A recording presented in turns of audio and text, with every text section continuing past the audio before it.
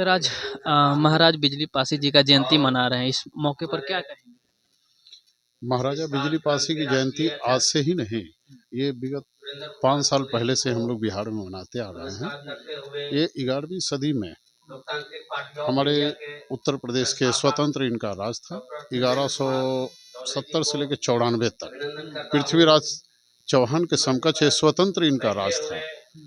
लेकिन लेखकों ने बहुत हद तक इनकी चर्चा प्रचार प्रसार नहीं किया। जैसे ही डॉक्टर इलियट जो ब्रिटेन के राइटर थे, उनकी किताब जब हम लोग के पास आया तो हम लोगों ने इनकी प्रचार प्रसार हर जगह हर प्रांत में करने का प्रयास किया हूँ।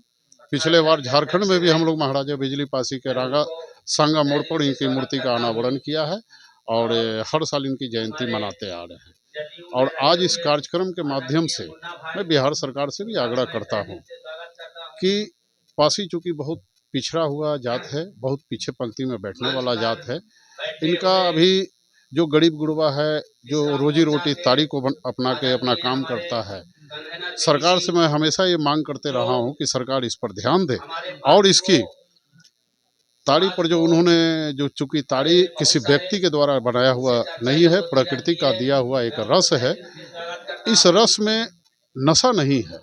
कुछ लोग अगर इसमें नशा डाल के बेचने का प्रयास करते हैं तो बेशक उनको जेल में बंद किया जा सकता है, लेकिन उससे पूरे समाज को प्रभावित करना कि ताड़ी पर प्रतिबंध है और उसको बेवजह जेल में बंद करना, ये अच्छी बात नहीं है। आप हमारे बिहार सरकार के मुखिया हैं, आपको चाहिए कि उनको सुधारने के लिए, उनकी स्थिति को अच्छे और अगली पंक्ति में लाने के लिए आप अपने माध्यम से कुटीर उद्योग हो, लघु उद्योग हो, जैसे कि हमने कहा कि आप 5 डिसमिल जमीन दीजिए जितने भी ताड़ी उत्पादक हैं और 10 लाख रुपया उनको दीजिए, जिससे वो रोजी रोजगार कर सके और इस जलालत भरी जिंदगी से वो उबर सके।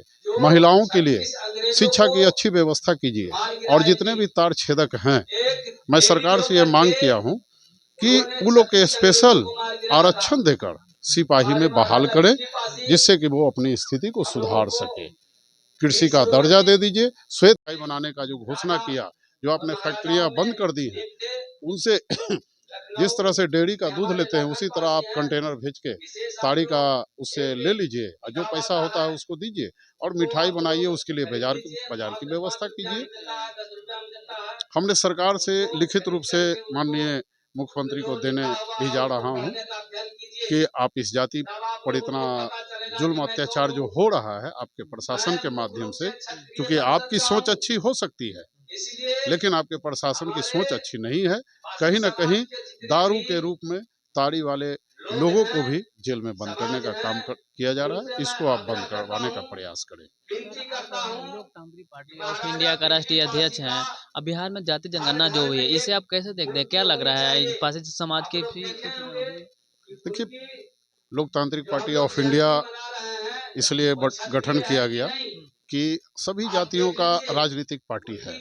जितने भी है, पासवान जाति का है, मुसहर का है, यादव का है, राजपूत भूमियार का है, कुशवाहा का है, मलाह का है, और सब समाज आगे डेवलप करते गया। पासियों के आज तक कोई राजनीतिक पार्टी नहीं बना हुआ था। तो हमारे समाज के बुद्धिजीवी लोगों ने बैठकर विचार किया कि पासियों का भी एक राजनीतिक पार्टी होना चाहिए, जिससे कि मुख्य धारा में जोड़ने के लिए उनको हम लोग आगे लाएं। और आज के डेट में मैं आपसे कहना चाहता हूं कि लोकतांत्रिक पार्टी ऑफ इंडिया एक पासी जाति ही नहीं, इसमें आपने सुना देखा भी कि इस कार्यक्रम में विभिन्न जाति के लोग आके अब शिरकत किए हैं और बड़ी जोशो खरोश से इस पार्टी को आगे बढ़ाने में उनकी भूमिका रही है। पार्लियामेंट चुनाव में भी हम लोग प्रत्याशी उतारने जा रहे हैं लोकतांत्रिक पार्टी ऑफ इंडिया के माध्यम से। विवेकानंद स्वामी नंद का जयंती है। आज विवेकानंद स्वामी जी का भी जयंती है और हमारे बिजली पासी जी का भी जयंती है।